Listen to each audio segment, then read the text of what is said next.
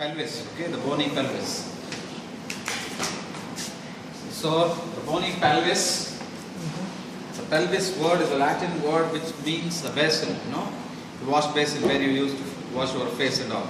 So when you look at this pelvis, it looks like a basin with the pelvic diaphragm intact. It's a basin like, right? Wash basin like. So it's a Latin word pelvis which means the basin. So this is the bony pelvis, what I am holding now, formed by different bones at the different joints. Okay. So what are the bones in this pelvis? Yeah. These are the two hip bones. Okay, articulating with the sacrum posteriorly,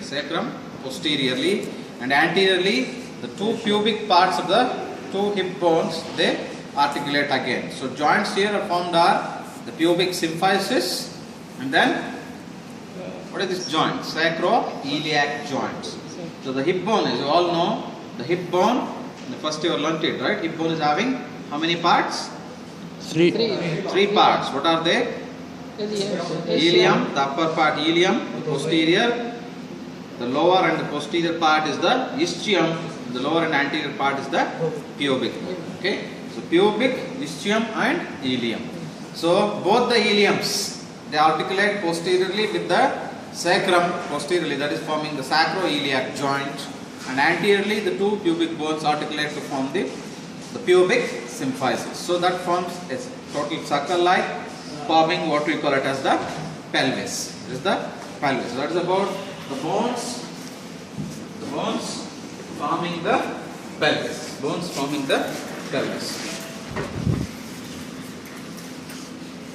Yeah. So this pelvis, why we are interested in studying the pelvis? Pelvis is very, very, very important, especially in case of the females, as this pelvis forms the birth canal.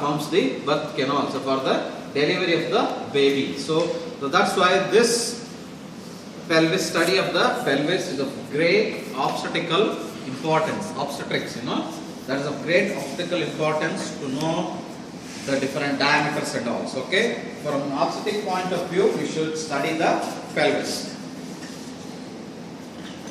So, two joints and mainly two bones. Okay, symphysis pubis and then the sacroiliac joints. So this pelvis, speaking, we can divide this into two parts. Okay, the part, this part, blue marked line, can you see this pelvis? So this is called as the pelvic inlet, or what we call it the pelvic brim.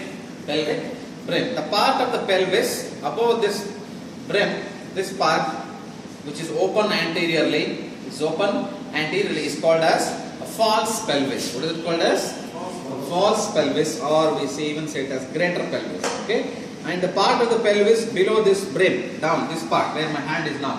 Okay, so this part is called as the true pelvis. Why it is called as false pelvis? Because it is not having any much optical importance, and even it's not a complete basin. Okay, there is no diaphragm here, call it as a pelvic line. Okay, so that's why above the pelvic brim, this part we call it as false pelvis, and below the pelvic brim we call it as the true pelvis. True pelvis and false pelvis. So what is false pelvis? The part of the pelvis above the pelvic brim or the inlet is the false pelvis. Below is the true pelvis. So false pelvis have nothing much importance, clinical importance. So only we will be looking into the diameters between the two anterior superior iliac spines. The two superior iliac spines, right? Two anterior superior iliac spines. Interspinal diameter is, okay? And even the outermost part of the iliac crest, here to here, the intercristal diameter. So roughly suggests the size of the pelvis. So that is about the false pelvis. So now let's get into the true pelvis, which is very important clinically. From the obstetrics point of view, the true pelvis is very, very important, as the baby's head while delivery passes through this true pelvis and comes out. So this true pelvis, mainly three parts. This part we call it as the pelvic inlet. What is this called as? This blue line. Can you see this? This is called as pelvic inlet. inlet. Then this diamond shape from here to here and this. Okay, so this is called as pelvic outlet. This is inlet, and this is outlet. The baby's head goes in here and comes out here. Okay, this is the perineal region. It comes out here like this. Okay, the inlet, the outlet, and whatever the part between the inlet and outlet, this is what is the cavity. Got it? Three parts of the true pelvis. What are they? This is one inlet. Okay, this is outlet, and this is the cavity. Three parts. Okay, so let's learn one by one. First, the inlet.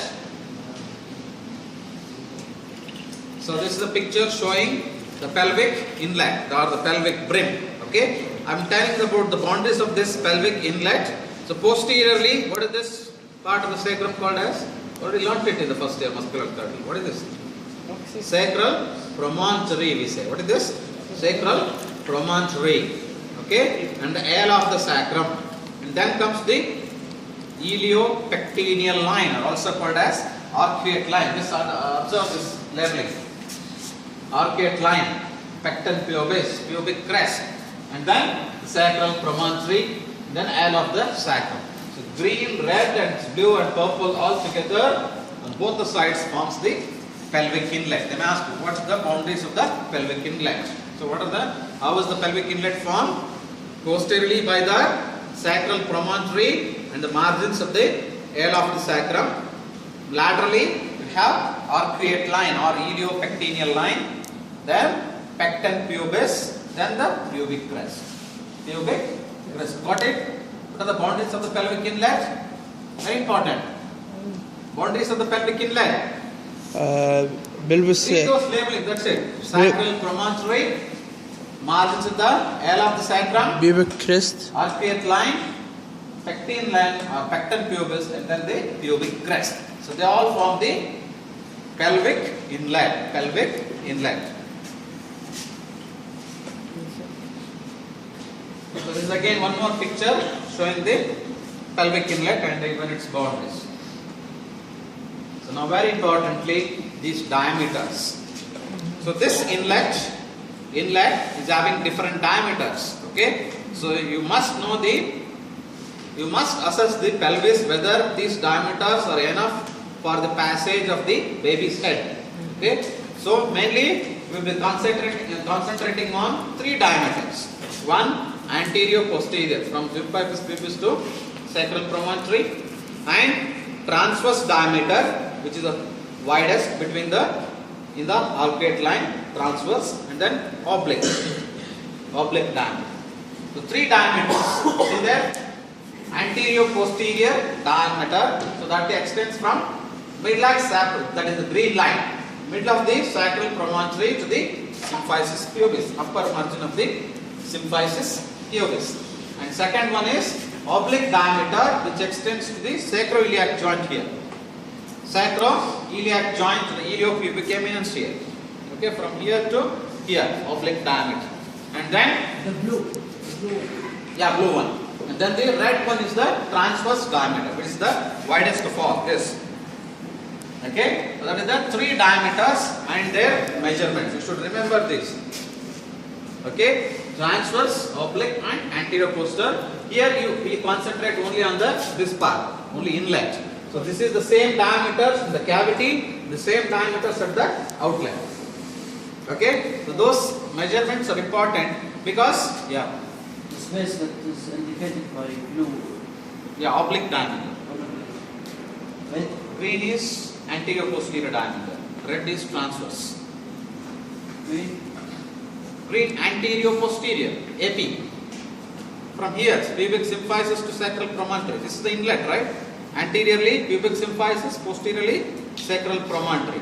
Okay? So these measurements, it should be, especially the anterior posterior diameter should be more than 11 centimeter. It should be. Okay? So because the fetal head is about 9.5 to 10. If it is less than this, then baby's head will not pass through it. So that's what any female with labor pain comes to the clinic, come to the hospital. First you should assess whether this mother is going to give a normal delivery, or we should take her to cesarean section and deliver the baby by operation. So how will you take a decision? How will you take a decision whether she is going to have a normal delivery through the vaginal delivery, or we should take her to the OT? If you don't assess her that she is going to take a normal delivery or not, or you have to take an operation, then if it is of contracted pelvis, if these diameters what I explained are less than this, what happens? She will have continuous pain. She will try to hard push, and the baby's head is not passing. So what happens? There is chance of both mother and baby dying. Both mother and baby may die if you don't assess these diameters. Bleeding. Because of exhaustion, continuous pressure, and even it may burst. Uterus may burst. Uterus may burst because she will be continuously putting the stress on her abdomen and then trying to contract. The uterus may burst because already it's thinned out. The uterus is thinned out. If you don't assess this, you have to do I will come to that. Per vaginal examination you have to do. I think clinical skills is done. Vaginal examination. So in that you might have learned about how to measure these diameters especially. Okay. So if they are adequate enough, then we can wait for her to deliver. If you measure per vaginal examination and if you don't think that she is going to have a normal delivery, you can immediately take her to the OT, do surgery and take out the baby and save her. How do we measure? Per vaginal examination. That's what I said. I have not learned. We take We haven't taken diameter. We have just take how. Maybe when you go to OBG, obstetrics and gynecology. This was about surgery, right? Surgery mainly they are interested in diseases. Okay, so maybe when you go to OBG block, so then you may learn about this, how to measure these diameters. Okay. Doctor, in a pregnant woman, it's become more than this measurement. Yeah. In a pregnant woman. So one more point. So during pregnancy, what happens? Especially the last term of the pregnancy, these joints they become more elastic. So that, and even I will come to that. I have points for that. So even this sacrococcygeal joint, okay, especially it becomes more mobile. Now during normal women, they won't be more mobile, and even these ligaments also they loose, so that the pelvic diameters are increased, so that the baby can pass through it easily. If this measurements are grossly reduced, what we call it as the conditions, what we call it as contracted pelvis, then she will have difficulty in giving birth to the baby. So now pelvic outlet. So what are the boundaries of the? There's a nice sleep sitting in the first bench, first row. Had your lunch? Tummy food? Not? Then how can you? So this is what is the outlet. Okay, outlet. So bounded by again the lower part of the pubic symphysis, pubic arch, ischial tuberosities. Okay, and in the living that is pelvis, you will be having ligaments between the sacrum and the ischial tuberosity. That is called the sacrotuberous ligaments. So they will form the boundaries of the outlet. Boundaries of the outlet. And similarly, the diameters there in the outlet also, and their measurements are given here. Okay, so you have to measure. Measurement is it to learn about it? Yeah. Is it an exam? You must know it. That's what then why the fun I'm telling you.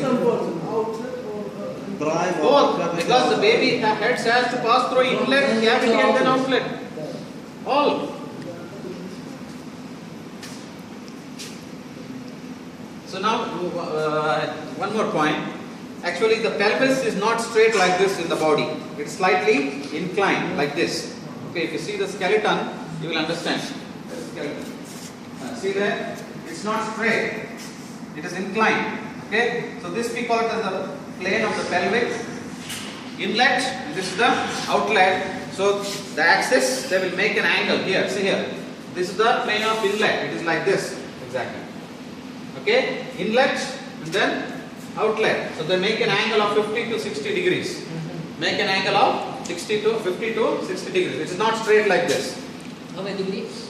50 to 60. 50 to 60 degrees they make an angle. Okay, that's inlet and then outlet. So that is the anatomical position of the pelvis. This is normal position. Yeah, normal position. This is the clinical assessment of the diameters, what I said, by doing per vaginal examination. So you will be learning much about this when you go to your OBG class. Just out of interest, I brought this slide. The test for the mobility of the sacropoccygeal joint. So you have to pass your finger, especially these two ischial spines. See this? Ischial spines you have to touch by doing per vaginal examination. So that shows the adequacy of the pelvic inlet. And then when you are doing per vaginal examination, one finger will be at pubis and try to touch the sacral promontory. Okay? And then measure it. So that measures these two diameters, especially the anterior posterior diameters are very important diameters because the head, widest diameter of the head engages in this diameter. Okay? So that's why you have to measure the anterior posterior diameters at the inlet as well as at the outlet. Again, you are going to learn it when you go to OBG classes. Obstetric is all about the mother, right? Giving pregnancy, ANC, PNC, and even about the labor. This one more, see here. In this picture, he is trying to measure the anterior posterior diameter. See there? He is passing a finger through the vagina, one finger at the pubic symphysis, and the other he is touching to the sacral promontory. See that? Okay, that's how you have to measure the anterior posterior diameter. See how the head is engaged. This is what is the pubic bone, symphysis, and the promontory. This is the head passing through. This is the head of the baby. Yeah, head of the baby.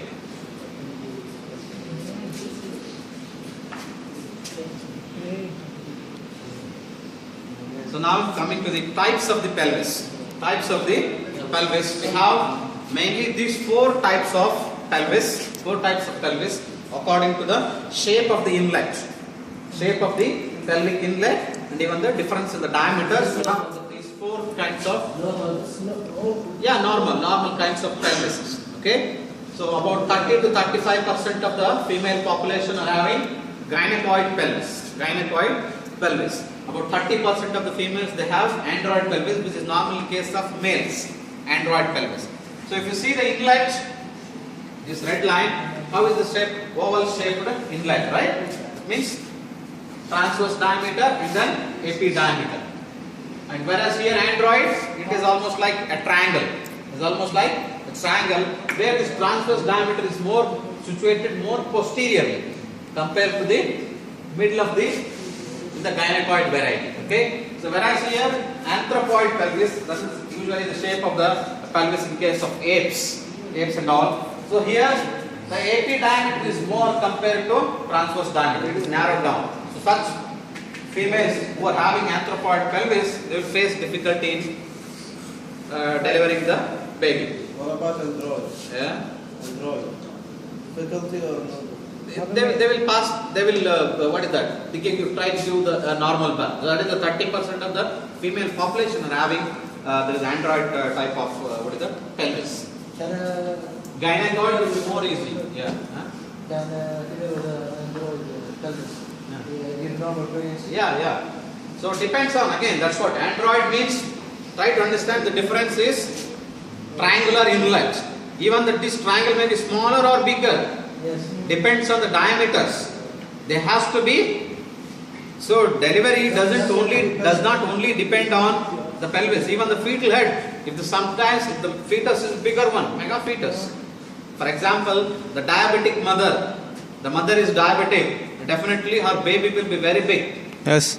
Baby's head will be very big. She cannot give birth to normal delivery. She has to be taken to the cesarean section and then take out the option taken. Okay. So it depends on both the pelvic diameters. That's why accommodation of the pelvic, the fetal head with the pelvis depends mainly on the diameter, not the shape. Diameter. It should be more than the baby's head diameters. That is the most important point. Okay. So the difficulty in labor may be out of pelvic conditions, lesser diameters, or maybe of fetal causes. Okay. What's the mortality? Yeah. The mortality. Both are common. That is gynecoid and android. These two are very less. Okay. That is platypoid, more of transverse diameter compared to anterior posterior. Yeah. No difficulty. Which one? Both upper and gynecoid and android not feel much different. Gynecoid is very easy for the normal delivery. So this is about different kinds of pelvis. What are there? Gynecoid, android, anthropoid and platypoid. So just few points about the walls of the pelvis, especially this true pelvis. So inside, these are the lateral walls, okay, and then the posterior wall, and then the diaphragm. So we are not much interested in that. That is the floor. Mainly on the lateral walls and then the posterior wall. So here you have a sacrum. So what muscle arises from the sacrum here? What? Which goes out of the greater sciatic foramen and then comes to lie in the gluteal region. The key muscle of the gluteal region. What is it? Yeah, very good. Who is that? Yeah, piriformis. Very nice. So excellent. So that is the piriformis, which takes origin from the sacrum, goes out of the greater sciatic foramen and then comes on the gluteal region. So that is the main muscle on the posterior aspect. Whereas the lateral walls you find around the obturator foramen, obturator internus muscle. Obturator internus muscle, and down along the pubic arch you have the attachment of the levator ani muscle, which forms the floor, which forms the pelvic diaphragm. So these three are the muscles which form the pelvic walls. Posteriorly you have piriformis, obturator internus on the lateral wall, and even the levator ani. Whereas above this you have iliacus muscle in the false pelvis. Okay. So all these muscles, yeah, you should know it. I don't know whether because again you are going to learn about these muscles when you go to. You already learned, I guess. When the musculoskeletal system only learned it. Yeah, that's it. What's the muscle that forms the floor? Levator ani. The Levator ani, which forms the floor, which takes origin here. See here, all round front pelvis arises and then forms the floor.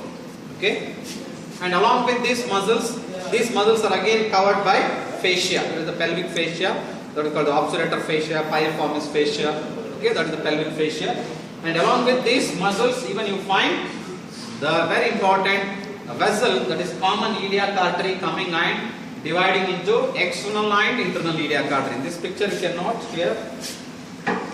See here, common iliac artery coming and dividing into internal and external iliac arteries.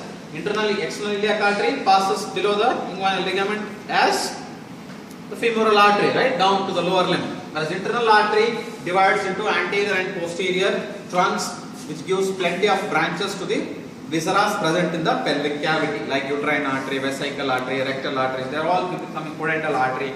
They all will be coming from the internal iliac artery. Along with these vessels, even you find the same named veins also. External iliac vein, internal iliac vein, forming the common iliac vein. And along with that, even you find the obturator nerve, lumbosacral nerve trunk. Okay, all those nerves you find.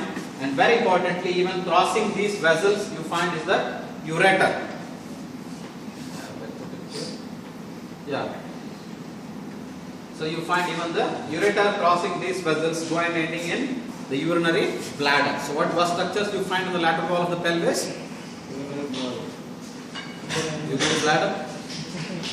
Urinary bladder is the viscera present in the pelvic cavity. I said the vessels, the nerves, and the ureter. What vessels?